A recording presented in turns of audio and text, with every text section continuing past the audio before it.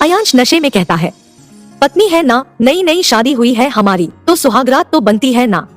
सुहागरात की बात सुन और अयांश को फिर से नशे में देख एकांशी के दिल में जो बची हुई हिम्मत होती है वो भी खत्म हो जाती है और आंखों से लगातार आंसू बहने लगते हैं। डर से उसके हाथ पांव बिल्कुल ठंडे पड़ जाते हैं। उसके दिमाग में इस वक्त एक ही ख्याल घूम रहा होता है कि अगर इस बार वो अयांश से छूट गई तो वो अपने आप को खत्म कर देगी। अयांश एकांशी को अपनी बाहों में उठाए सीढ़ियों तक पहुंचकर मायरा और अपने बड़े पापा की ओर घूमकर कहता है, आप दोनों को मैंने रुकने के लिए नहीं कहा, आप दोनों आदित्य मेंशन वापस जाइए और मैं अपनी वाइफ के साथ कमरे में जाता हूँ। इतना कहकर अयांश सीढ़ियों से ऊपर चला जाता है। भाई ने पी रखी थी डैड, हमें भाभी की हेल्प करनी चाहिए। मायरा अयांश को जाता देख कहती है, उन दोनों की शादी हो चुकी है और हम अयांश के सामने कुछ नहीं बोल सकते, तुम्हें पता तो है वो कैसा है। एकांशी को अपनी लड़ाई खुद लड़नी होगी। कहते हुए दिनेश आदित्य मायरा का हाथ पकड़ घर से निकलने से पहले दरवाजा बंद कर देते हैं और वहां से अपने घर के लिए निकल जाते हैं। उधर अयांश एकांशी को कमरे में ले जाकर उसे बेड पर झटके के साथ छोड़ देता है, जिससे एकांशी बेड पर सीधे गिर जाती है। डर की वजह से वो अपने हाथों से चादर को पकड़ लेती है और अपनी आंखें बंद कर थूक निगलने लगती है। अयांश नशे में धुत एकांशी की ओर झुकने लगता है और एकांशी के गले पर किस करता है, जिससे एकांशी की धड़कनें तेज हो जाती है और वो खुद को मजबूत करते हुए गिड़गिड़ाती है, प्लीज। एकांशी के बात पर ध्यान ना देते हुए अयांश एकांशी के करीब आते हुए अपने शर्ट के बटन को खोलने लगता है, जिसे देख एकांशी की आंखें आंसुओं से भर जाती है और उसके आंखों से आंसू छलकने लगते हैं। एकांशी को रोता महसूस कर अयांश अपना सिर उठाकर एकांशी के चेहरे की ओर देखता है। डर से पीला पड़ चुका चेहरा और आंखों से बेतरतीब ढंग से गिरते आंसू को देख अयांश गुस्से में कहता है, उस रात जब कोई प्रॉब्लम नहीं थी तो आज क्यों? क्या तुमने ये लाल साड़ी मेरा ध्यान अपनी तरफ आकर्षित करने के लिए नहीं पहनी है? तो फिर मुझसे बचना क्यों चाहती हो? इतना कहकर अयांश वापस एकांशी के गले पर किस करने लगता है। एकांशी बिना कुछ बोले सुबकने लगती है, जिससे अयांश वापस अपने सिर को उठाकर एकांशी को देखता है और गुस्से में अपने हाथ की मुट्ठी बनाते हुए बेड पर ही जोर से मारता है। बेड पर मारने की आवाज से एकांशी डर कर कांप सी जाती है और उसके कानों में अयांश की तेज चीख सुनाई देती है, गेट लॉस्ट। अयांश के चीखते ही एकांशी अपनी आंखें खोलकर अयांश की ओर देखती है, जो उठकर अपने शर्ट के बटन लगा रहा होता है। एकांशी को अपनी ओर देखता महसूस कर अयांश उसकी ओर देखता है और गुस्से में ही चिल्लाता है, get out from my room. Ayansh के चिल्लाने से एकांशी उठकर कमरे के दरवाजे की ओर तेजी से भागती है, जिससे उसके पैर में अयांश के द्वारा बीते रात को तोड़े गए कांच के कुछ टुकड़े चुभ जाते हैं। लेकिन एकांशी इस वक्त अयांश से इतनी डरी हुई होती है कि उसे कांच चुभने का एहसास नहीं होता और वो दौड़ते हुए कमरे से निकल जाती है। कमरे से निकलने के बाद एकांशी दौड़ते हुए सीढ़ियों से उतरकर एक ऐसे कमरे में रुकती है जहां सिर्फ किताबें और फाइलें रखी होती है। वहां एक साइड में एक छोटा सा टेबल और उस टेबल पर लैपटॉप, सिगरेट के पैकेट, शराब की एक बोतल और कुछ फाइल्स बिखरी होती है। एकांशी वही एक छोटे से किताबों से भरी अलमारी से लगकर बैठ जाती है और अपने घुटनों पर अपने मुंह को टिकाकर अपने दोनों हाथों से अपने पैरों पर घेरा बना लेती है। उसके दिल में इस वक्त खुद को इस तरह की जिंदगी से आजाद करने का ख्याल आ रहा होता है, जिससे वो रोते हुए अपनी इस जबरदस्ती की शादी से पहले की खुशियां और सपनों से भरी जिंदगी के बारे में सोचने लगती है।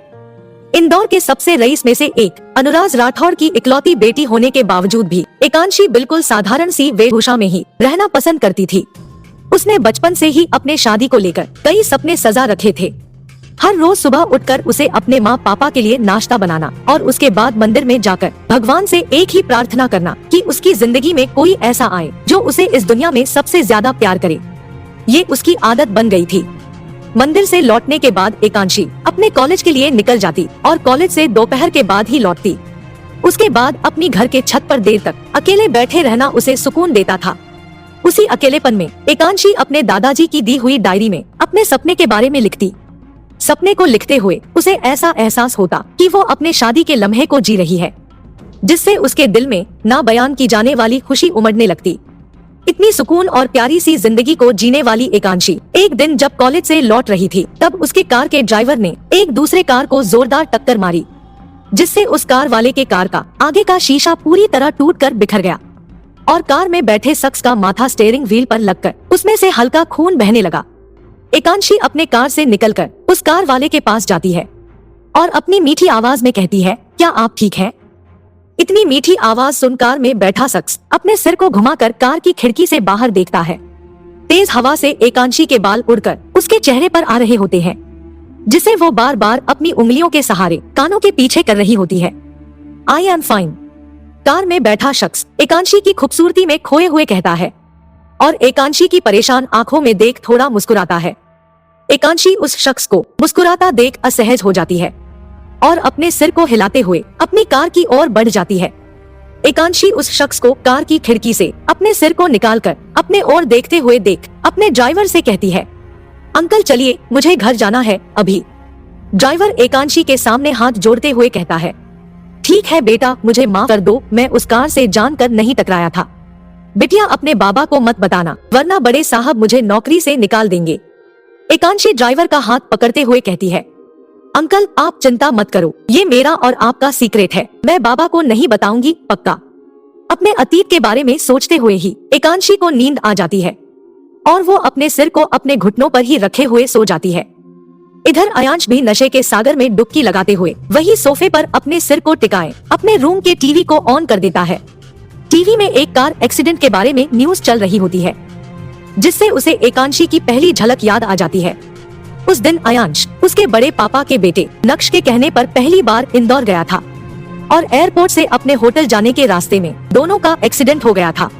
नक्श आगे के ड्राइविंग सीट पर बैठा कार चला रहा था, जिससे उसके माथे पर चोट भी लगी और अयांश कार में पीछे के पैसेंजर सीट पर बैठा कानों में हेडफोन डाले अपने टैब पर कुछ काम कर रहा था।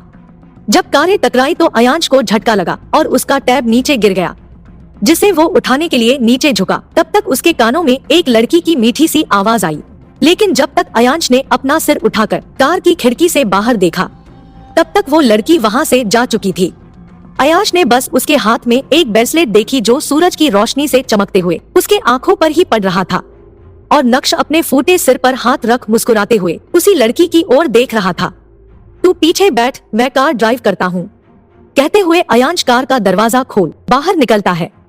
तभी उसकी नजर अपने ड्राइवर से बात करती एकांशी पर पड़ती है, जिसे वो एक नजर देख कार के ड्राइविंग सीट का दरवाजा खोल नक्श को पीछे वाले सीट पर शिफ्ट करता है और खुद ड्राइविंग सीट पर बैठ कार को ड्राइव करते हुए वहाँ से निकल जाता है। आखिर क्या हुआ था इस एक्सीडेंट के बाद और कैसे मिले अयांश और एकांशी, जानने के लिए सुने अगला एपिसोड सिर्फ प्रतिलिपि FM पर।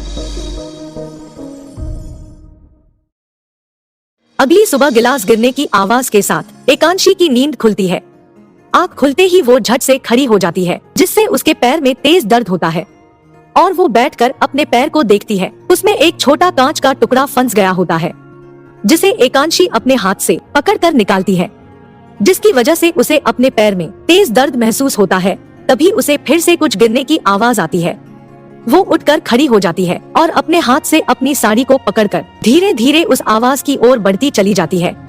दबे कदमों के साथ चलते हुए एकांशी रसोई के दरवाजे तक जाती है और सामने अयांश को देख डर कर अपने थूक को गटक लेती है। वो देखती है अयांश कॉफी बनाने की कोशिश कर रहा होता है, लेकिन उसके हाथ से बार बार कुछ चीजें नीचे गिर जा रही होती है। तभी एकांशी की नजर अयांश के हाथ पर पड़ती है, जिनमें से अभी भी थोड़ा खून रिस रहा होता है, जिससे अयांश किसी भी सामान को ठीक से पकड़ने में कामयाब नहीं हो पा रहा था। अयांश के हाथ से खून निकलता देख एकांशी डरते हुए अयांश की ओर बढ़ जाती है और दबी हुई आवाज में धीरे से कहती है, क्या मैं बना दूं? एकांशी की आवाज सुन अयांश पीछे मुड़कर देखता है। एकांशी के चेहरे पर इस वक्त डर के भाव साफ नजर आ रहे होते हैं, जिससे अयांश बिना कुछ बोले वापस मुड़कर अपना काम करने लगता है। तभी उसके हाथ से कॉफी का डब्बा नीचे गिर जाता है और सारी कॉफी नीचे बिखर जाती है। कॉफी ना बना पाने की वजह से अयांश गुस्से में अपने हाथ को स्लेव पर मारने ही वाला होता है कि उसके कानों में एकांशी की आवाज आती है, नहीं। एकांशी की आवाज सुन अयांश अपने हाथ को वही रोक लेता है और गुस्से में ही मुड़कर एकांशी के एक बाजू को पकड़कर चिल्लाता है, मुझसे दूर रहना और मेरी पत्नी बनने की कोशिश कभी मत करना। मैं तुमसे सिर्फ और सिर्फ नफरत करता हूँ। इतना कहकर अयांश एकांशी के बाजुओं को छोड़कर रसोई से बाहर निकल जाता है। अयांश के बाजू छोड़ते ही एकांशी अपने बाजू को पकड़कर वही फर्श पर बैठ जाती है और रोते हुए सोचती है, मैंने ऐसा क्या किया था भगवान जी जो आपने मुझे ऐसी सजा दी? क्यों मेरी शादी एक ऐसे इंसान से करा दी जिसके दिल में मेरे लिए सिर्फ नफरत भरी है? रोते हुए एकांशी अपने बाजू को देखती है। उस पर अयांश की उंगलियों के निशान उगाए थे और उसमें तेज दर्द होने की वजह से वो और भी ज्यादा रोने लगती है। इधर अयांश गुस्से में ही शावर लेकर तैयार होता है और अपने स्टडी रूम में जाकर अपने लैपटॉप को उठाकर बाहर निकलने लगता है। तभी उसकी आंखों पर कुछ चमकने की रोशनी आती है, जिससे वो लैपटॉप को वहीं टेबल पर रखकर उस चमकती चीज की ओर ही बढ़ जाता है। वो एक ब्रेसलेट होता है जो जाहिर तौर पर एकांशी के हाथ से टूटकर नीचे गिर चुका होता है। अयांश उस ब्रेसलेट को उठा लेता है और ध्यान से देखने लगता है। देखने पर उसे याद आता है कि उसने कल रात को एकांशी के साथ दुर्व्यवहार किया था, जिससे उसका गुस्सा कुछ हद तक शांत हो जाता है और वो उस ब्रेसलेट को अपने कोट के पॉकेट में रखकर रसोई की ओर बढ़ जाता है। वहाँ उसकी नजर एकांशी पर पड़ती है। वो अभी भी नीचे बैठकर रो ही रही थी, जिससे वो बिना कुछ बोले वहाँ से चलते हुए घर के बाहर चला जाता है। काफी देर तक रोते रहने के बाद एकांशी वहाँ से उठकर एक ग्लास में पानी भरती है और उसे पीकर अपने चेहरे को वहीं किचन में लगे सिंक में धो लेती है और अपने साड़ी के पल्लू से अपने चेहरे को साफ कर लेती है।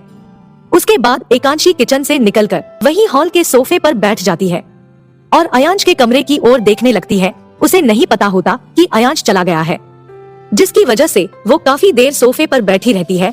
तभी उसके कानों में डोरबेल की आवाज आती है और वो अपने घायल पैर के साथ लंगड़ाते हुए दरवाजे तक चली जाती है। दरवाजा खोलने पर उसे सामने राघव दिखाई देता है, जो तुरंत कहता है, सर का लैपटॉप यही छूट गया है, क्या आप मुझे वो दे देंगी? बाहर बॉस मेरा इंतजार कर रहे हैं, तो थोड़ा जल्दी लाइएगा।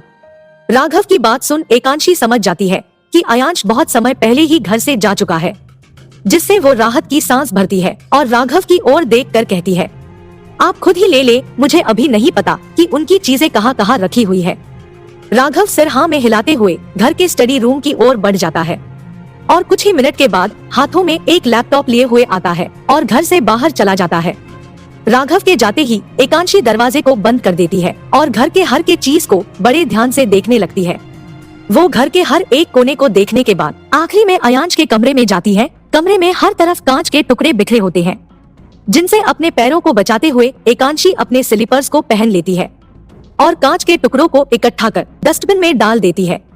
कमरे में बिखरी सारी चीजों को उनकी जगह पर रखने के बाद एकांशी की नजर एक फोन पर पड़ती है, जिसे वो उठाकर एक नंबर डायल करती है। 2-3 रिंग में ही फोन के दूसरी ओर से आवाज आती है, हेलो कौन? आवाज सुनकर एकांशी की आंखों में आंसू आ जाते हैं और उसके हाथ फोन पर कसते चले जाते हैं। एकांशी बिना कोई आवाज किए रोती रहती है। तभी फोन पर फिर आवाज आती है, किससे बात करनी है, कौन है? एकांशी रोते हुए भारी आवाज के साथ फोन पर कहती है, पापा। इससे पहले कि एकांशी आगे कुछ और भी बोल पाती कि फोन कटने की आवाज आती है, जिससे एकांशी बेचैनी के साथ फोन को मजबूती से पकड़कर 1-2 बार पापा पापा कहती है और फोन को अपने कान से हटाकर अपने दिल के करीब रख बिलखते हुए कहती है, एक बार तो मुझसे बात कर लीजिए, मैंने कोई गलती नहीं की। मुझे नहीं पता कि उस रात क्या हुआ था, मैं कैसे अयांश के रूम में गई, मुझे कुछ भी याद नहीं। कोई तो मेरी बात का यकीन करो, मुझे आपकी जरूरत है पापा, प्लीज मुझसे एक बार तो बात कर लो। कहते हुए एकांशी बेड पर बैठ जाती है और फोन को अपने सीने से लगाए रोती हुई वही सो जाती है। उधर अयांश ऑफिस पहुंचकर सबको अपने प्रोजेक्ट के बारे में समझा रहा होता है कि उसे एक कॉल आती है, जिससे वो सबसे एक्सक्यूज मी कहते हुए बाहर आ जाता है और फोन को रिसीव कर कहता है, मैंने तुमसे पहले भी कहा है कि मुझे ऑफिस टाइम फोन मत किया करो, मुझे अपने काम में खलल पसंद नहीं है। फोन के दूसरी ओर से किसी लड़की की आवाज आती है, रिलैक्स डियर, मुझे पता है ये तुम्हारे काम करने का वक्त है, लेकिन मुझे लगा तुम्हें तुम्हारे वादे को याद दिलाने की जरूरत है, वरना इतनी बड़ी कंपनी की सीईओ होकर मैं खुद भी बिजी रहती हूँ। अयांश उस लड़की की बात सुन गुस्से में फोन काट देता है और सबसे कहता है, मीटिंग इज ओवर। मीटिंग में उपस्थित सभी लोग ये जानते हुए कि प्रोजेक्ट की सारी बात अभी डिस्कस नहीं हुई है, चुपचाप वो बाहर निकल जाते हैं और 2 लड़कियां आपस में ही बात करने लगती है। पता नहीं आज किस वजह से गुस्से में है मिस्टर आदित्य, इनकी तो अभी अभी शादी हुई है। पूरी इंडिया की लड़कियां सोचती है कि ये इतना हॉट लड़का है और सब इनसे शादी भी करना चाहती है, लेकिन जिस लड़की से इनकी शादी हुई होगी वही जानती होगी ये क्या है। सबके बाहर जाते ही राघव अपने हाथ में फर्स्ट एड बॉक्स हुए अंदर दाखिल होता है और कहता है, अगर हाथ पर दवा और पट्टी नहीं की तो ये और भी ज्यादा भयानक हो जाएगा। अब मैं बिल्कुल भी आपकी बात नहीं सुनूंगा और अयांश को एक चेयर पर बैठाते हुए कहता है, मैंने आपसे कहा है कि आप अपने गुस्से पर कंट्रोल किया कीजिए। आप हर बार खुद को ही नुकसान पहुंचा लेते हैं। मैंने देखा था सुबह मिसेज आदित्य के पैर में भी चोट लगी थी, पैर से खून आ रहा था उनके। क्या आप दोनों? राघव आगे कहना जारी ही रखता है कि अयांश उसकी बात को काटते हुए कहता है, क्या वो लड़की रो रही थी? राघव अयांश के चेहरे की ओर देखते हुए बोला, नहीं, रो तो नहीं रही थी, लेकिन उदास जरूर दिख रही थी। क्या आपने उन्हें डांटा था? अयांश राघव की बात का कोई जवाब नहीं देता और अपने कोट के पॉकेट से एकांशी के ब्रेसलेट को निकालकर कुछ देर तक देखते रहने के बाद उसे वापस अपने पॉकेट में रख लेता है और राघव से जाने को कहता है। राघव हाथ पर पट्टी बांधकर निकल जाता है। अयांश भी वहाँ से निकलकर अपने केबिन में चला जाता है और अपने चेयर पर बैठकर उसी लड़की को फोन करता है जिसकी कॉल मीटिंग के दौरान आई होती है। फोन उठने के बाद अयांश कहता है, अयांश आदित्य अपना वादा कभी नहीं भूलता, मुझे बार बार कॉल करके परेशान करने की जरूरत नहीं है। फोन के दूसरी ओर से आवाज आती है, मुझे खुशी हुई कि तुम्हें अपना वादा याद है और यकीन है कि तुम अपने जिंदगी से एकांशी को निकालने में सक्सेसफुल होगे। याद रखना, मुझे हारने की आदत नहीं है। इतना कहकर वो लड़की फोन रख देती है। अयांश भी फोन रखते हुए कहता है, और यहाँ हारना कौन जानता है। इधर एकांशी अयांश के रूम में ही सो चुकी होती है और वो रात के 11 बजे तक सोती ही रहती है। तभी उसके कानों में गाड़ी के हॉर्न की आवाज आती है और वो उठकर बेड से उतरती है और कमरे की खिड़की से नीचे झांकती है। कार से अयांश और उसका असिस्टेंट राघव बाहर आते हैं और एक दूसरे से कुछ बातें करने लगते हैं। बात करते हुए ही अयांश अपने कमरे की ओर देखता है और वापस राघव की ओर देख डांटते हुए कहता है, मेरे कमरे की स्विच अभी तक ठीक क्यों नहीं हुई है? राघव अयांश के सवाल का जवाब देता है, मैंने इलेक्ट्रीशियन को फोन किया था, शायद वो दिन में आकर स्विच ठीक कर गया हो। मिसेज आदित्य घर पर ही थी, उनसे पूछ लेते हैं। राघव की बात सुन अयांश राघव से कहता है, तुम्हें इसे अपनी निगरानी ने ठीक करवाना था। इतना कहकर अयांश अपने रूम की खिड़की की ओर देखने लगता है। उसे खिड़की पर एकांशी दिखाई देती है जो उसकी नजर पड़ते ही वहाँ से हट जाती है और कुछ ही सेकंड के बाद एक तेज चीख के साथ कमरे की लाइट बंद हो जाती है। आखिर क्यों आई थी वो चीख? क्या अयांश सच में एकांशी को छोड़ देगा? जानने के लिए सुने अगला एपिसोड सिर्फ प्रतिलिपि FM पर।